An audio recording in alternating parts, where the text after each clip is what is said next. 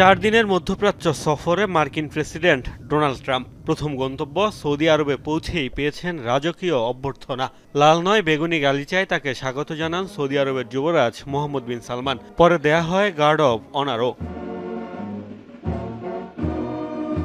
যেই ট্রাম্পকে বরণ করতে সৌদি আরবের এত আয়োজন, তার বিরুদ্ধেই রয়েছে ইসরায়েলকে অন্ধ সমর্থনের অভিযোগ। নজিরবিহীন বর্বরতায় গাজাকে লাশের শহরে পরিণত করার মিশনে শুরু থেকেই নেতানিয়াহু প্রশাসনের পাশে যুক্তরাষ্ট্র।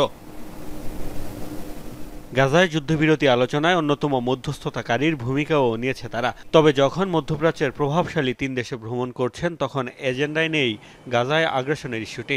বিশ্লেষকদের মত, মূলত বাণিজ্যিক উদ্দেশ্যেই এই সফর। সঙ্গী হিসেবেও আছেন ব্যবসায়ী ধনকুবের ইলন মাস্ক। অংশ নিচ্ছেন বেশ কয়েকটি বাণিজ্যিক সম্মেলনে। কাতার ও সংযুক্ত আরব আমিরাত সফরেও গুরুত্ব পাবে বাণিজ্য চুক্তি।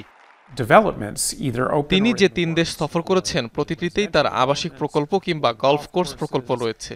অর্থাৎ 3 দেশেই তার ব্যবসায়িক স্বার্থ রয়েছে। এই সফরে এমন অনেক সরকারি সিদ্ধান্ত আসতে পারে যা তার এইসব প্রকল্পকে প্রভাবিত করতে পারে।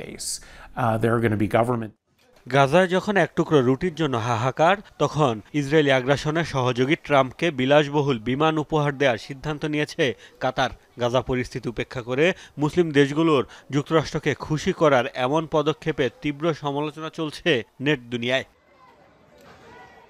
মোস্তফা মাহমুদ, যমুনা নিউজ।